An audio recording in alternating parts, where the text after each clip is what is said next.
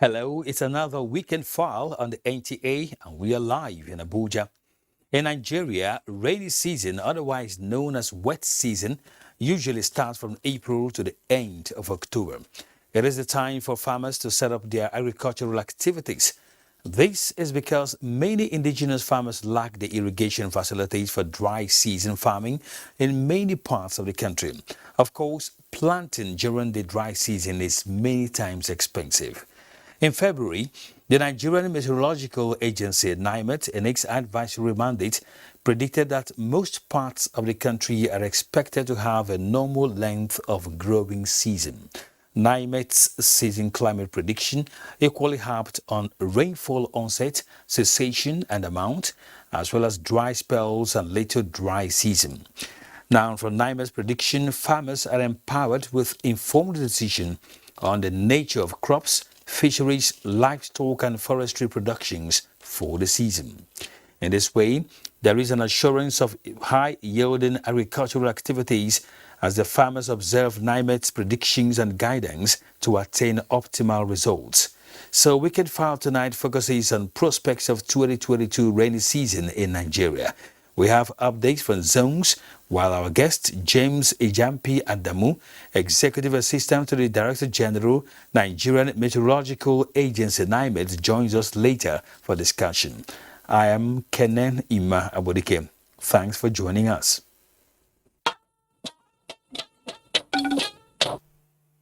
Let's start from the National Assembly, where the House of Representatives has recalled members for an emergency plenary session holding on Monday, 9th May 2022. A statement from the Office of the Clerk, House of Representatives, Yahaya Danzaria, indicates that the emergency session is to discuss critical issues of national importance, commencing by 2 p.m.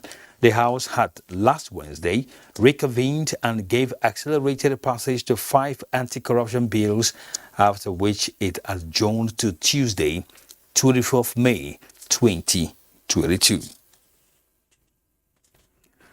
In politics, former governor of Zamfara State, Senator Amaechi Yerima, has joined the league of contestants gunning for the APC presidential ticket for 2023 general elections.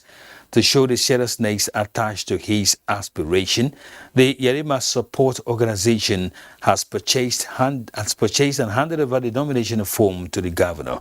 David Ire reports. Every available space in this hall is occupied by men and women who have shown commitment to the realization of the Yerima Bakura 2023 presidential project. Religious leaders, youths, and representatives of different ethnic groups in Nigeria who contributed to the purchase of the nomination form are urging the APC to give Senator Ahmad Sani the opportunity to bring the country to its paths of greatness. This is the day for the masses. This is a gathering for the common Nigerians who are yearning for a president that will touch their lives. Yerima, you are still on the road. Yerima will still believe in you. Yerima, the Telecom of this country are for you, and they believe in you, and they expect you to deliver. Senator Sani has already designed a blueprint under a 3-point agenda of fight against insecurity, job creation, and war against ignorance. We are going to use our Christian and Muslim clerics to ensure that the fear of God is instilled in the society.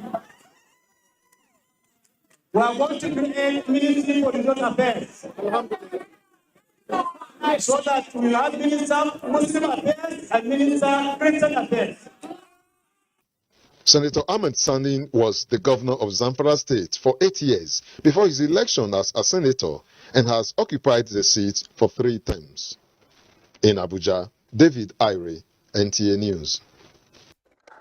APC presidential aspirant Chibuike Rotimi Amaechi says Nigerians should be able to access each presidential aspirant based on their past achievements and capacity and not mere rhetorics. He made the assertion in Cross Rivers and Edo states in continuation of nationwide consultations ahead of the primaries. The Minister of Transportation and APC presidential aspirant Chibuike Rotimi Amaechi was in two well-respected ancient traditional palaces, the Obon of Calabar Palace and that of the Oba of Benin, where he was warmly received. Two revered monarchs commended the minister's efforts in reviving the nation's rail sector and prayed for his ambition of occupying the highest seat in the land comes to fruition.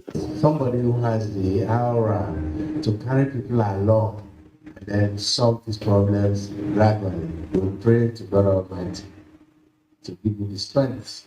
Believe we are all familiar with your background, and when you now came out to say you want to run for president, we were not surprised.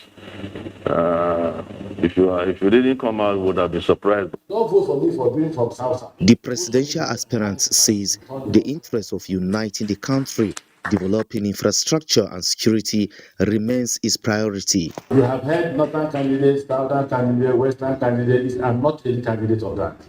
I am a candidate of Nigeria, and I challenge all of them. Those who are governors are running, let them tell us what they have done in their state. How many days they sleep in their state? At the government house in Calabar, it was display of friendship between the governor and the minister. And I must say, he's one man who has shown commitment to Cross River State. We started trying to build a deep sea port.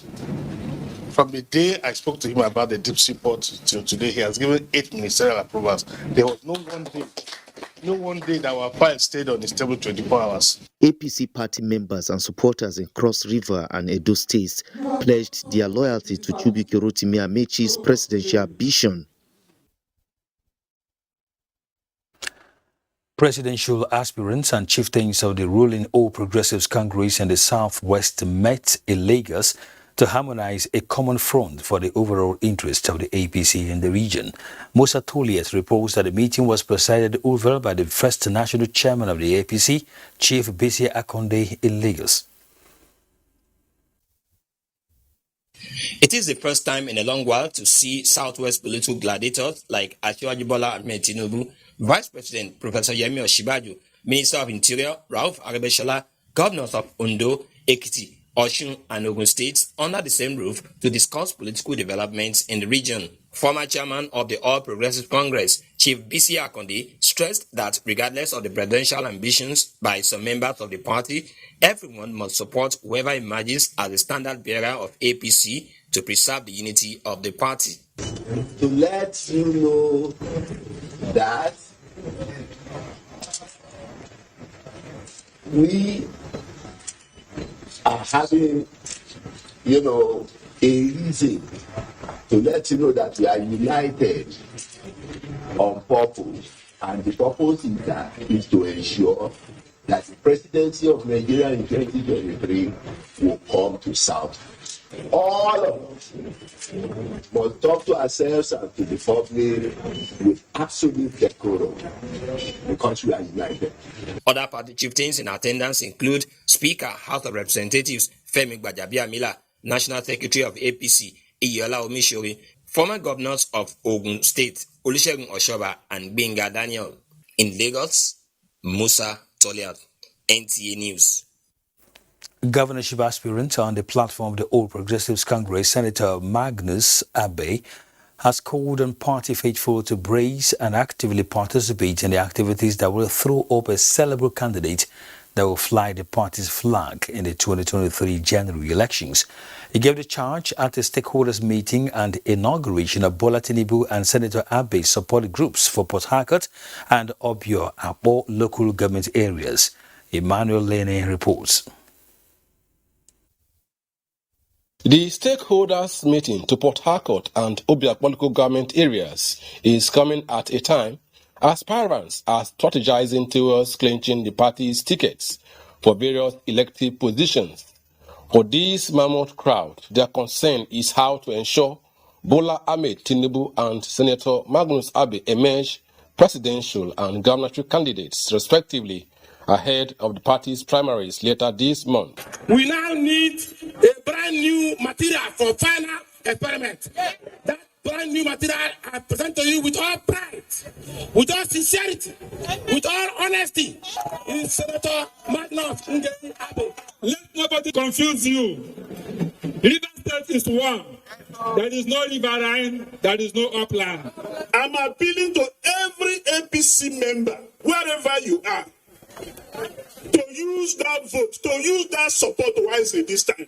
I have not seen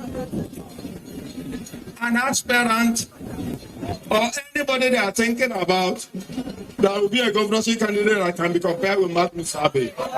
To Senator Magnus Abe, the month of May is critical to the party in choosing the right candidates for the general elections. You want the government that will serve you. You want the government that will put you first. You yourself must get up and fight to have what you want.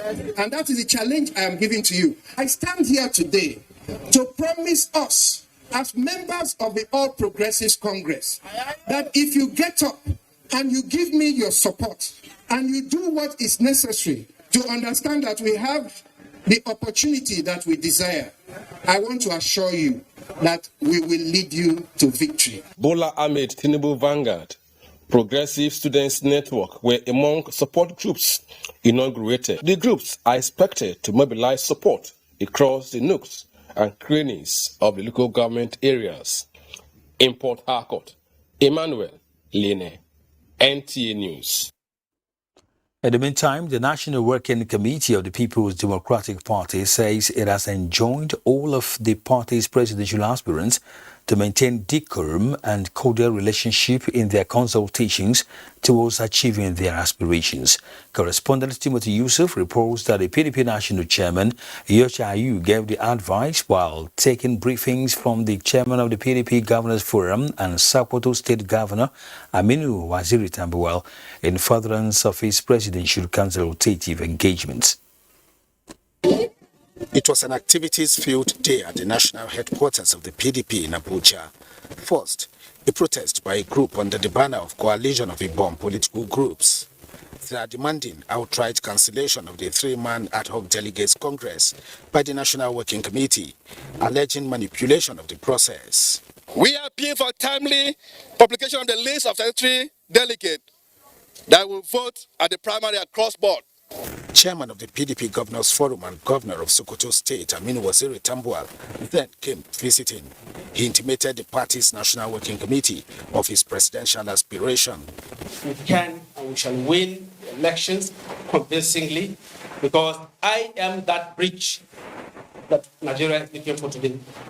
If it's the will of God and the delegates that it is you that emerges, we will also be sure that the party will be in a very safe hand. Former Secretary to the Government of the Federation, Ayim Pius Ayim, on the sideline of his presidential consultative engagement, has met with PDP delegates from Zamfara and Kogi states. Delegates from Zamfara were led by the state party chairman, retired Colonel Bala Mande, while those from Kogi were led by former governors Ibrahim Idris and Idris Wada, along with the party chairman. I ask you for one thing. Let us partner to rescue Nigeria. Meanwhile, Adamiri Chukwu, an advocate for human rights and sustainable development, has declared her intention to contest the 2023 presidential election on the platform of the People's Redemption Party, PRP. My focus is keenly on sustainable development. She is the second female to declare intention for the party's ticket come 2023. Timothy Yusuf, NTA News. From politics to security matters now. Developing a professional Nigerian army with capacity to operate effectively in different joint operations with other security agencies requires constant training and different platforms. The Chief of Army Staff, Lieutenant General Farouk Yahya, said this while delivering a lecture at the Army War College Course 6, Abuja. Gentlemen, professionalism entails the execution of all our operations and activities in line with established military, national as well as international best practices. It involves the display of excellent military skills and competencies, higher ethical standards, and reasonable work motivation. The lecture also highlighted the need for a professional army with focus on strategic leadership development capable of effectively accomplishing assigned roles. Lieutenant General Farouk Yahya also established the importance of sustaining synergy among the services and other security agencies to stem banditry and kidnapping for ransom. Adhere strictly to the traditions, custom, and ethics of our army, uphold regimentation while emplacing an effective sanction and reward system. The program, organized by the Army War College, also harped on the need to encourage local production of military hardware and tasked officers to ensure the promotion of the welfare of the personnel. The annual lecture and induction ceremony of new members into the Institute of Security and Strategic Studies has taken place at the National Defense College, Abuja, with a call to Nigerians to re-examine nationhood in order to overcome insecurity. Defense correspondent Najatu Tijani reports. Adopting an analytical approach to handling some aspects of insecurity is the focus of this gathering of key players from security, religious, academic, and humanitarian sectors aimed at solving the security dilemma. In a lecture titled Modalities of Handling Protests Against Government Policies and Programs in Nigeria, An Analytical Approach, a political scientist says it is time to analyze what nationhood means to the polity. And if we are Nigerians, there are other Nigerians that live on the southern part, other Nigerians are living on the northern part. So by virtue of you living in the north doesn't make you different with your counterpart in the southern part of the country. Key players during a panel discussion say to achieve this, education must play a prominent role in nation building, which is one of the key drivers of the Institute of Security and Strategic Studies. We want Nigeria to be better. We have so much resources to be harnessed in security to push Nigeria forward. This is the dream. Inductees at the annual lecture, who are expected to bring their expertise to bear, also agree. It's just a matter of time. Our nation will be back on track. Considering the time and the security situation of the country, it means a lot to me. Experts keep saying security is everyone's business, and the Institute of Security and Strategic Studies is doing its bit to ensure that every Nigerian knows a bit more about security, which is expected to lead to peaceful coexistence. From the National Defense College, Naja'atu Tijani, NTA News. Talking education, the federal government and the striking Academic Staff Union of Universities, ASU, are to resume talks next week with a view to ending the prolonged closure of Nigerian public universities. The Minister of Labour and Employment, Chris Ngige, made this known at a meeting between the government side and the striking National Association of Academic Technologists, NAT. Ngige noted the multiple industrial disputes in the education sector could have been averted if the unions in the sector took advantage of its open-door policy like the health unions, which culminated in the peace currently enjoyed in the health sector. Issues. See the ones who can handle immediately. The ones who can do immediately. The ones who can do at long. There are certain ones that are not in my hands. Ngige made it clear that his job is to prepare an agreement after conciliation on what unions have agreed with their employer, that is the Ministry of Education, with timelines and monitor them to see whether the results will be there. Now, a total of 69,853 candidates have sat for the National Examinations Council NECO 2022 National Common Entrance Examination for admission into the 110 federal government colleges, also known as unity schools, nationwide. Olayinka Ojo reports. In these examination halls are pupils from different primary schools seeking admission into federal unity schools across the country. The spaces to be filled into JSS1 will be determined by the performance of each of the candidates.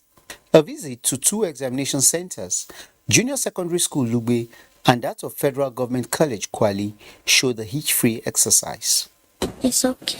People somehow. Examination will be fine for me.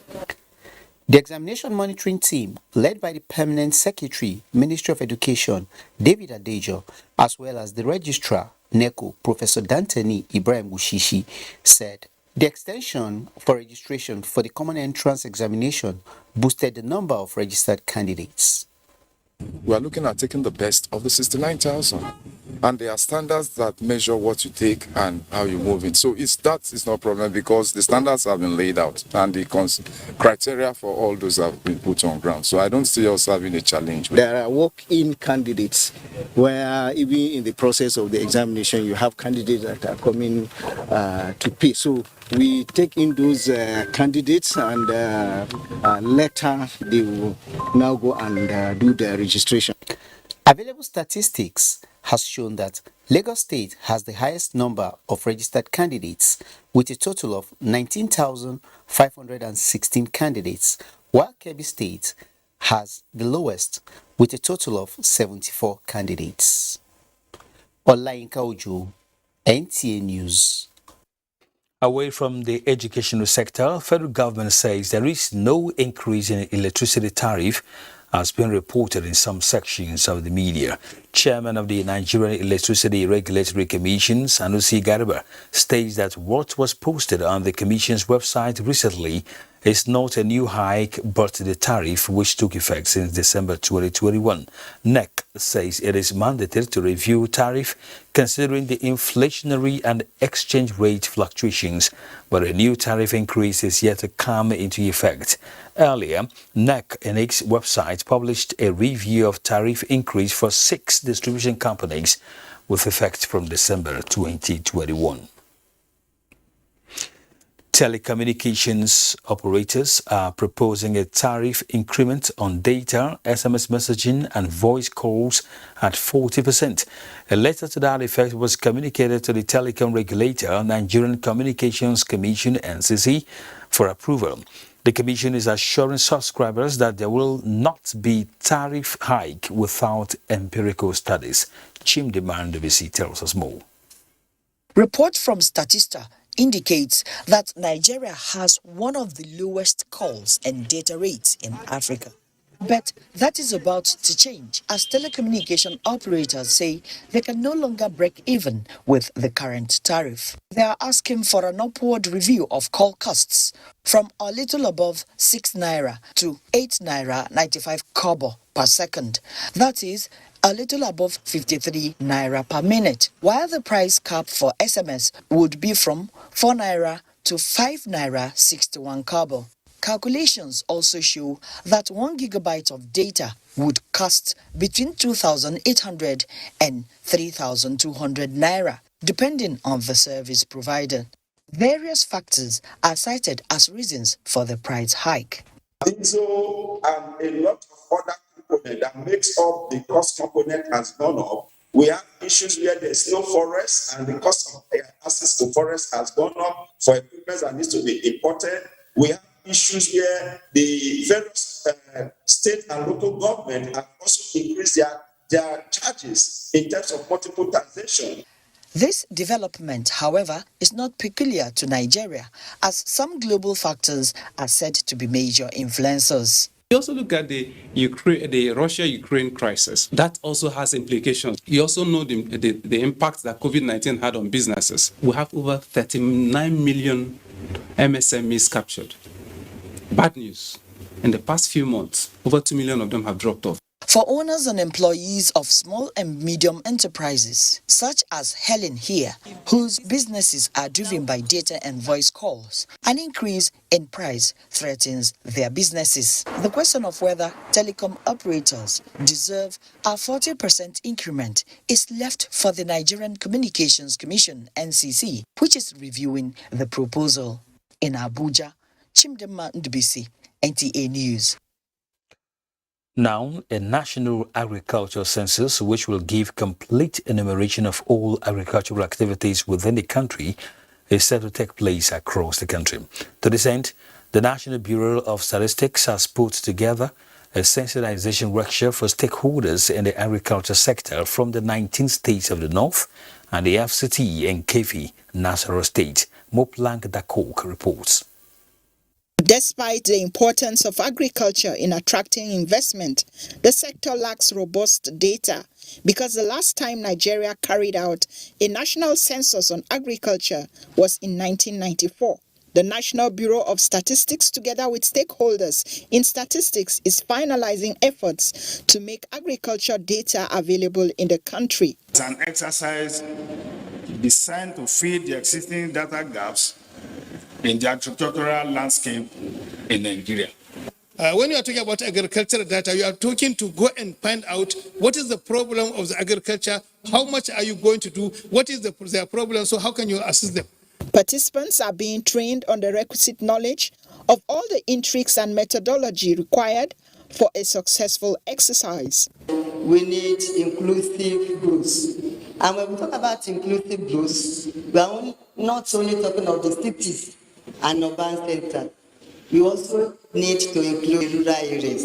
The upcoming census is expected to come up with a comprehensive agricultural survey that will drive the relevant policy for the agricultural sector. From Kefi, Moplang Dakok, NTA News.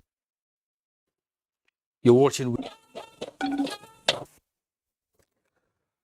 Welcome back to Weekend Files. From all indications, the rainy season has set in the southern and most parts of the north-central zone of the country. The season is, however, yet to set in the northwest and east. Musa Aliyu now reports that the rain pattern is going as predicted by the Nigerian Meteorological Agency. Niger and its environs is among the states in the north-central where rainy season is about to set in. It has rained for like about 5 times now in the last 30 days. With the rains, Ibrahim Magaji, a farmer in Peiko village in Niger State, has started land clearing for the cropping season. The rain pattern has changed over the years. The length of growing season is decreasing year on year, he says. Farmers in the FCT, Nasarawa, Kogi, Kwara and Benue are also getting set for the cropping season. The crops that will do well as predicted in these areas are legumes, cereals, melons and tubers. In the north-central states, it was predicted that the onset of rainfall will occur between April and May. Areas around Kwara, Oyo, Lagos, Nasarawa, Benue, Bayelsa, and Rivers, which are likely to experience shorter than normal length of growing season. The rains are expected to stabilize in June in northeast and northwest with short duration of about 110 days. And this is why farmers in the areas are advised to go for crops with short period of maturity. Expecting below normal rains across states like Katsina, states like Kano, part of Bauchi, Yobe State. And I think the reports we are getting here are exactly falling within those states that were saying they have high chances of having rains below normal in the month of September. And unfortunately, not just having those rains below the normal, is that looking at September going into October, the situation is already setting in. The rain in the south is expected to last longer, but could be accompanied with flood that may affect the growth of plants or destroy plantations. However, prolonged length of growing season is anticipated in parts of Plateau, Kaduna, Edo, and of course Imo. The NIMET prediction suggests that the growing season this year will last between 96 to 330 days. Musa Aliyu, NTA News.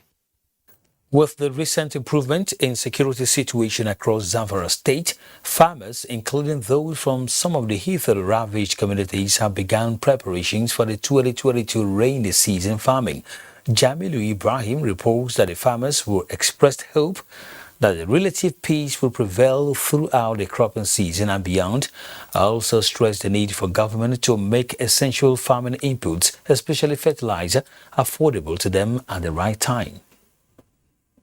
Zamfara is an agrarian state whose population largely depends on agriculture for survival. Hence the state slogan, "Farming is our pride." This enviable position of the state is, however, being threatened by insecurity over the years, as many farming communities have been forced to flee their homes and farmlands by terrorists. With the recent improvement in the security situation across the state, farmers, including those from some of the hitherto ravaged communities, are however optimistic that they will fully participate in the 2022 rainy season farming, as the state has already started recording rainfall this year. Some of the farmers are now busy in their farmlands, making basic preparations ahead of the proper take-up of the farming activities. Our community is now peaceful.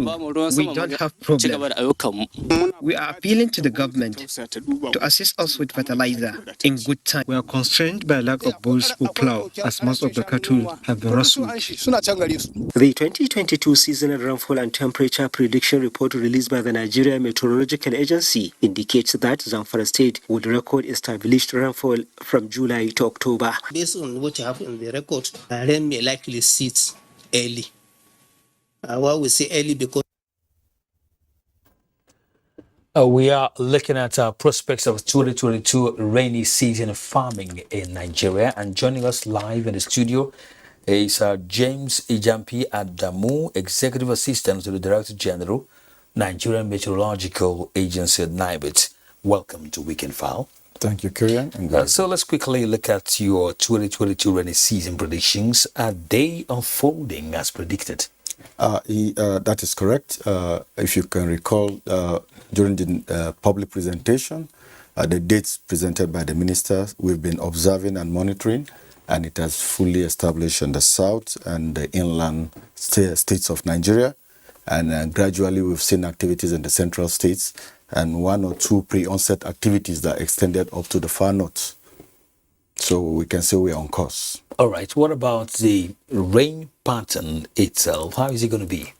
Well, the rain pattern as predicted, because this year the forecast was based on a neutral La Nina year, and that means the rainfall or the onset will be normal to early than normal onset in most part of the country, and the cessation will be normal to late cessation in most part of the country, except places as highlighted by the Honorable Minister in his public presentation, places around the extreme northern part of the country, around the northwest Sokoto Zamfara axis, where we're expecting some early cessation.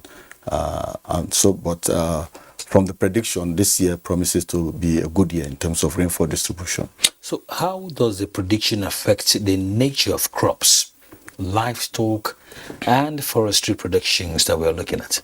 Yeah, thank you. Looking at crop production, particularly in some part of the country where they may experience a little dry spell or some summer drought, because the prediction after the meteorologists have done their part, we did a co-production inviting experts from the Agricultural Research Institute, and the advice was for them to use drought-resistant variety in areas where we anticipate in drought.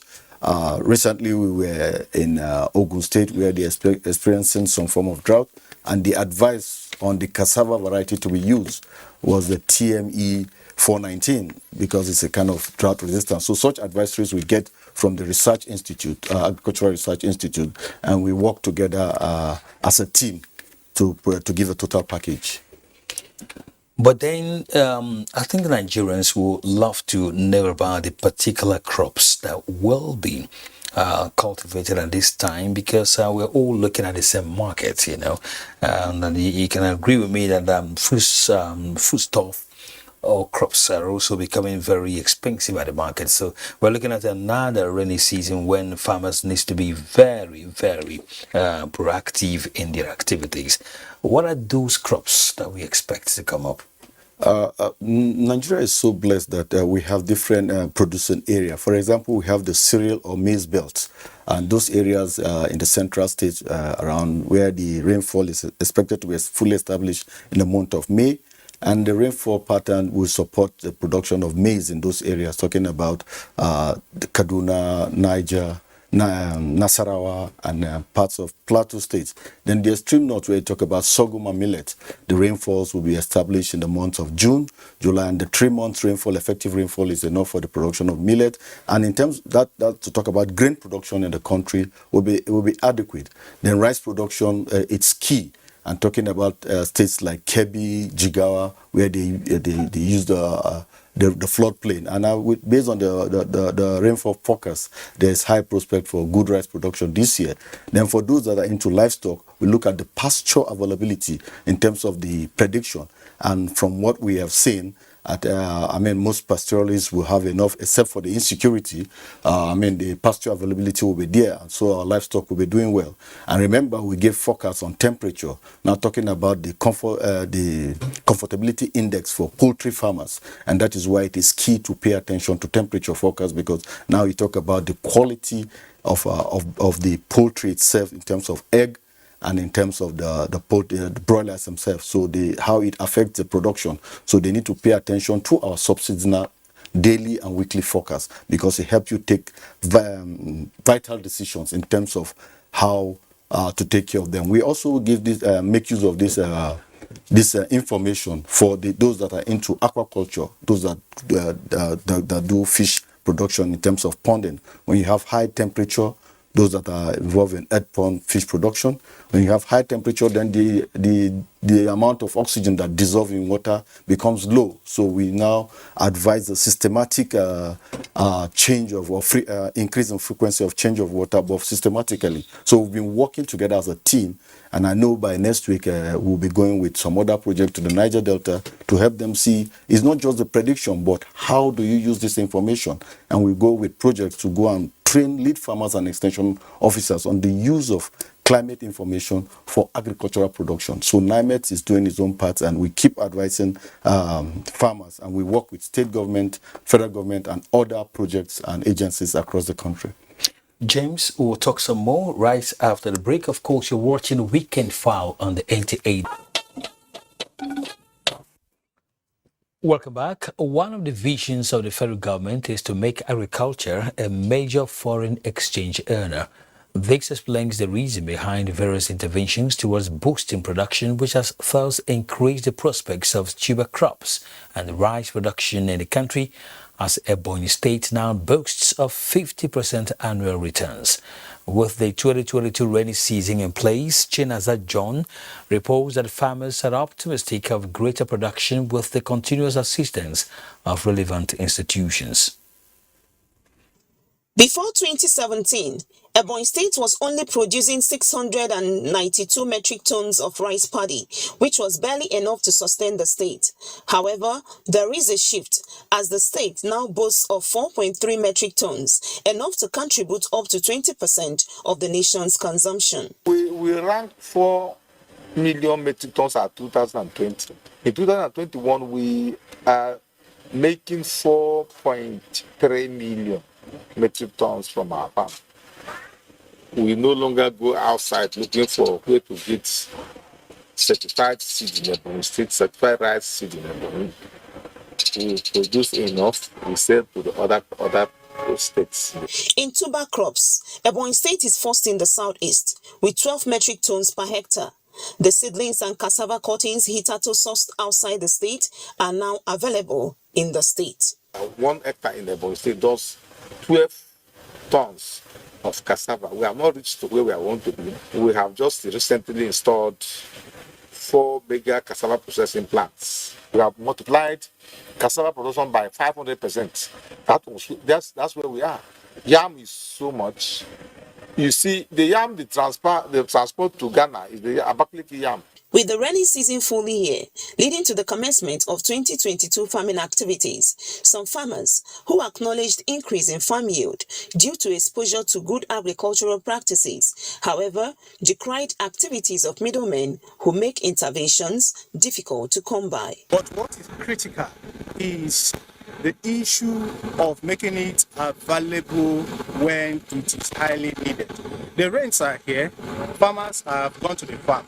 With the training of 72,000 farmers in cassava and other tuber crops, as well as the Operation Feed Yourself policy in the state, the success story experience in tuber crops and rice cultivation is projected to triple, thereby contributing immensely to food sufficiency and the country's foreign exchange reserve. In Abakaliki, Chinaza John, NTA News. We're still talking with James Ejampi Adamu, Executive Assistant to the Director General, Nigerian Meteorological Agency, NIMET. Let's quickly talk about inputs, because these farmers are eager to begin their activities as usual, but they're also asking for some inputs for the federal government, for instance, fertilizer and their likes. How are we looking at that axis? Well, talking about agro inputs, you know, the Nigerian Meteorological Agency, as our own input is to provide timely weather and climate information, which is key. Yeah. But based on the interaction I've had with colleagues in the federal ministry, I know the federal government have been putting in a lot in terms of making sure these inputs get to farmers before the onset, because we just signed an MOU with the Federal Ministry of Agriculture for a total package of climate information or climate smart agriculture for producers across the country. And as part of our own contribution, my DG, Professor Mansour Bakomotazu, said we should not stop at providing the forecast. We should go a step further by developing a crop weather calendar, which serves as an input using the variety that is being promoted by the federal government. So key to that, I think, talking about input in terms of fertilizer and other inputs, the Ministry of Agriculture and the state government have put some machineries in place, including several projects in place. And I'm sure most of these farmers, particularly in the south, have been given access to this input, as in where to get access quality fertilizer and other inputs.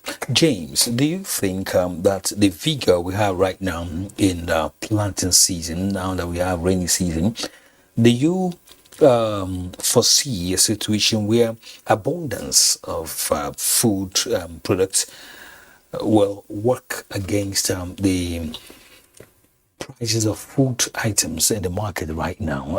Are we looking at that area? Because Nigerians are really groaning under this. Well, in terms of food price that really affect availability and access to food, talking about food security, there are a lot of factors that affect this. In terms of production, I'm sure the production will be good and there will be good harvest this year, inshallah. But the problem here is the losses, post-harvest losses. How do we manage our production?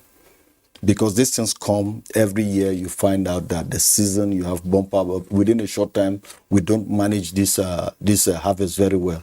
Is it in terms of preservation of the products or what? Yes, and that is why now we are not stopping at onset and cessation, but we're providing weather information across the value chain in terms of pre-onset and post-harvest. What do you do? How do you preserve and package this farm produce so that they will be in the market for a while, and that way you can stabilize prices. And I'm sure the federal government is doing its own part, but from NIMET, we are now working in terms of giving information on how to manage those harvests. How do you manage your cassava, your yam, and keep or tomato or oranges and things, so that when you have availability, then the price will be stabilized. But when you have this bumper harvest and after a short period of time, everything, then you find out the prices go up. So we are trying to work with the ministry to make sure that we work on our post-harvest losses using the climate smart techniques, so that we have availability, at least, if not all year round, but I mean within a period of time. Okay, let's say that we understand exactly the predictions from NIMET, but we also know that some of these things are subjective. Sure. So, in the case that there are some, distinct differences from the predictions, so to speak, not just 90% or 100%, is the agency also looking at a way of reinforming the stakeholders on what next to do? Yeah, so we are now working on an update because the atmospheric conditions are the dynamic of the weather. It changes from time to time. For instance, we've been having some adequate rain in the central state, but you find out some parts of the south, mostly the eastern part of the south, talking about Calabar, the rainfall amount is below normal. So there will be an update shortly by my DG, Professor Mansour Matazu, talking about the rainfall amount for the June, July, August, and the rainfall amount for July, August, September, which is critical to our production. And when that update comes, and it's key for not only farmers, so for all Nigerians to pay attention to these updates, and also our monthly and our daily forecast. It's important. Largely speaking, from NIMET, everything being equal, harvest this year will be okay, right? Yes, based on the prediction, we believe everything will be okay. Thank you for speaking to us. Thank you so much. We'll be talking with James Ijampi Adamu, Executive Assistant to the Director General, Nigerian Meteorological Agency, NIMET, tonight on Weekend.